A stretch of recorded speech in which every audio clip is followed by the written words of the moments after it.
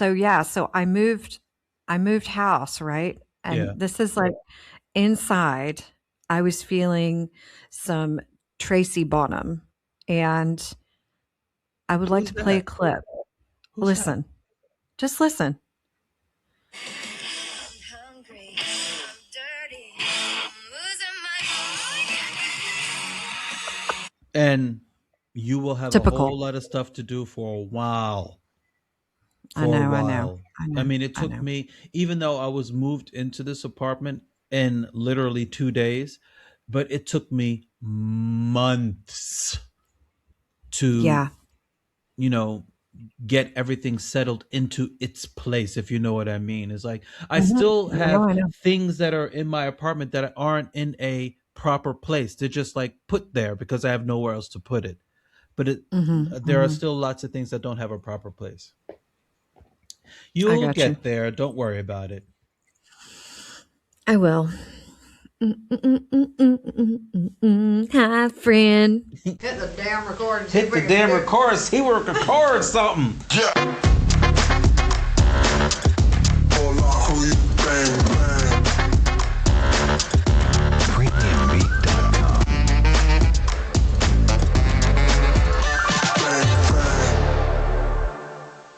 Hey, friend. Hi, everybody. Welcome to the Unlikely Frenz Podcast. Where two friends living abroad talk about race, race relations, and How we feel about it, what it means to us. everything in between. Sometimes gossip. hmm So, to all of our dear friends who are watching us on YouTube, follow us on Facebook, and listen to us on Spotify, please like, share, and subscribe, and hit the notification bell so that you know when we post a new video. So, ding, ding, baby, ding, ding. Dang a dang. So, this is part 2 Mm. of our podcast that we were talking about last week. Last week, we talked about the Black Panther Party. This week, we hmm are going to talk about specifically the women of the Black Panther Party, why they were erased, why they were essential, and about the revolutionary. So, as I said before in our last episode, we talked about the Black Panther Party, how they were systematically targeted and dismantled by the government. But there's a whole part of that story that almost never gets aired or publicized, and always gets minimized, diminished, or even entirely erased. Black women.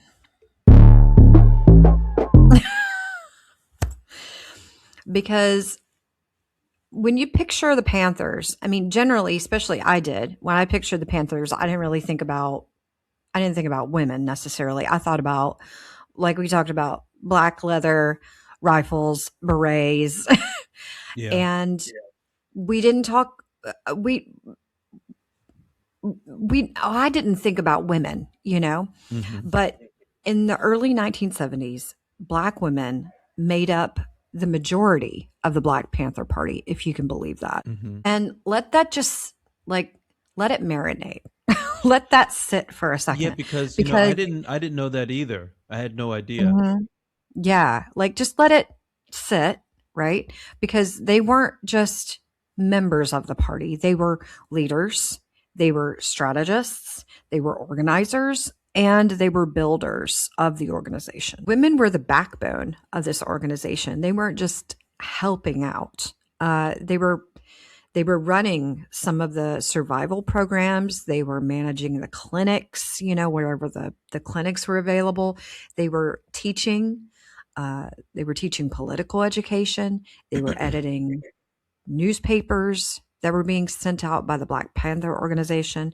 They were holding chapters together while the men were jailed, arrested, or worse, killed, Yeah. assassinated. Yeah. Uh, So and they were holding it all together. they were holding it down, and that labor was political, feeding children, caring for elders, providing health care. This wasn't charity. This was revolutionary work. The Panthers understood something that the state didn't want acknowledged, that Black women's care could be a foundation for liberation, not just a survival.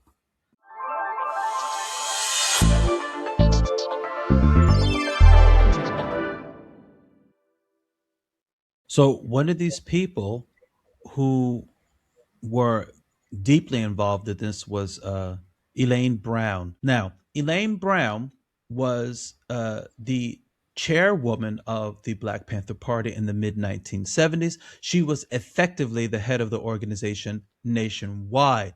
And she'd been very clear about this.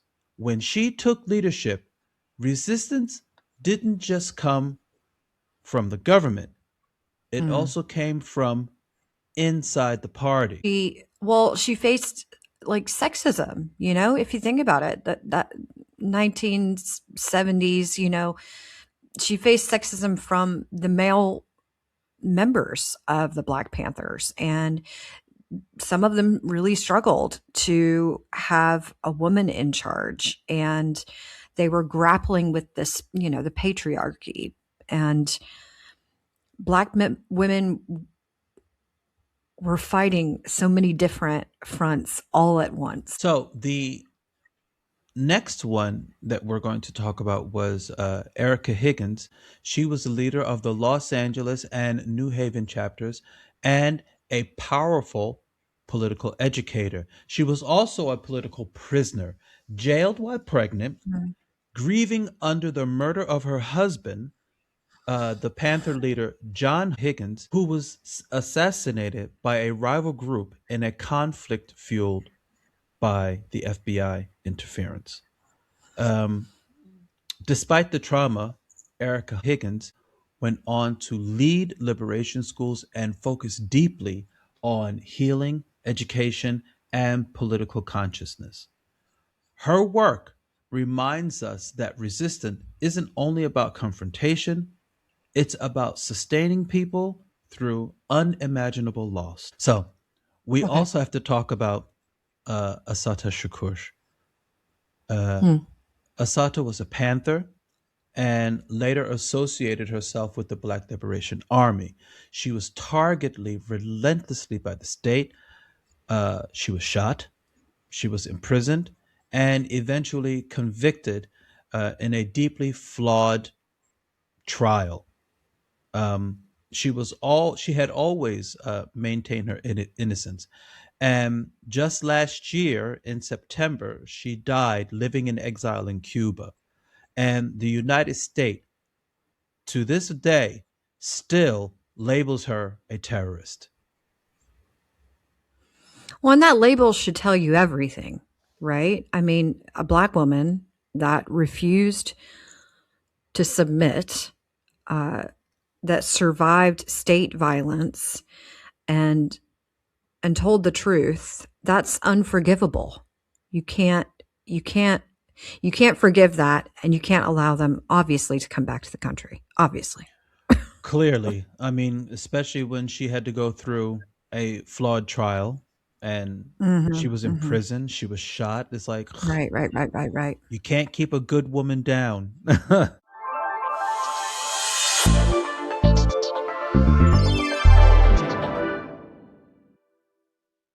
If you like what you're seeing, if you like what you're hearing, like, share, and subscribe. So why were Black women that were Panthers targeted so harshly? Well, because they were dangerous. They were dangerous in a very specific way. Not only did they combine political education and political clarity with community trust, they also organized. They organized families, not only just rallies, but they they disrupted, they They disrupted stereotypes. They weren't passive victims. They weren't sidekicks. They were armed, intellectual, nurturing, disciplined, and they weren't afraid. Unafraid. Now, that should say something, because guess what? The state knew that Black women fully stepped into political leadership without apology. The entire structure of control would be threatened. They weren't playing. They were scary. Well, I mean, if you really think about it, what's scarier than an angry Black man? An angry Black woman. Be scared. Be very scared.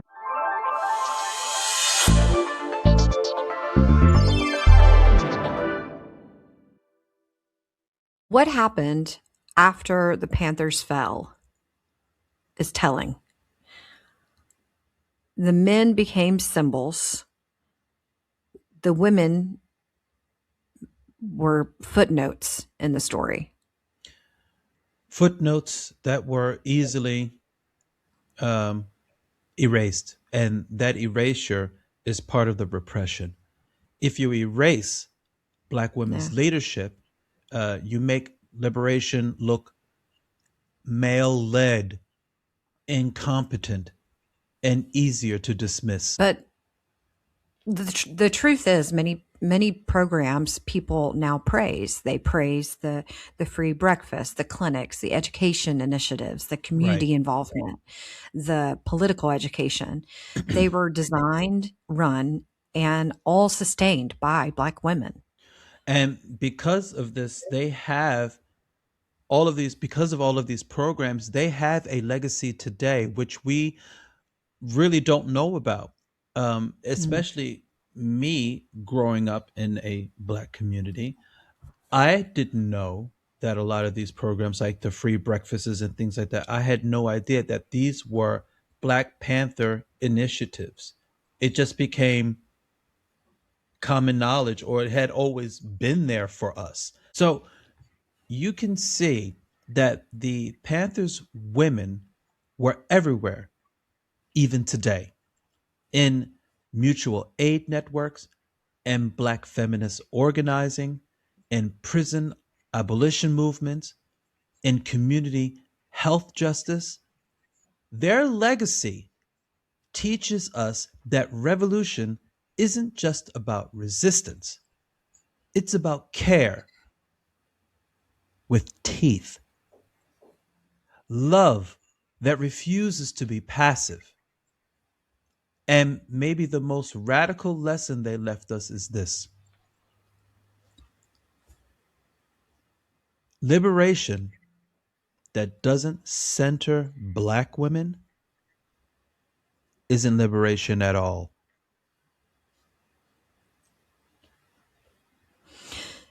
So when we tell the story about Black Panthers and the Black Panther movement, we have to tell it as a whole, not just who carried the guns and who wore the berets and who had the leather jackets, but who actually carried the people and who helped these communities. And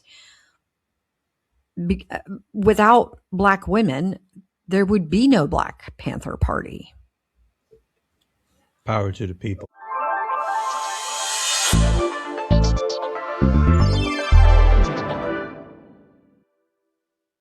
Okay, friend. Okay, friend. I'm just so glad we have these talks, because there's so many things that I just don't know. And there's so many things that I so appreciate learning about. And this was one of them. So thank you, Black women. Happy Black History Month, everybody. Hey, absolutely. If you know a Black woman, thank her.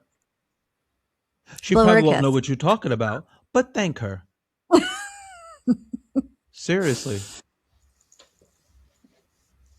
So, my dear friends, If you are watching us on YouTube and you follow us on Facebook and you listen to us on Spotify, please like, share, and subscribe and hit the notification bell so that you know when we post a new video. So ding, ding, baby. Ding, ding.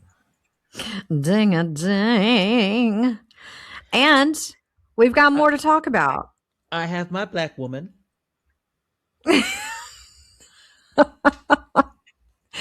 We have more to talk about. We're going to talk about healthcare, and we're going to talk Absolutely.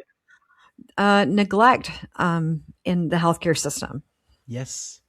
So see So. you next week. See you. Bye. Bye. Deuces. Yeah.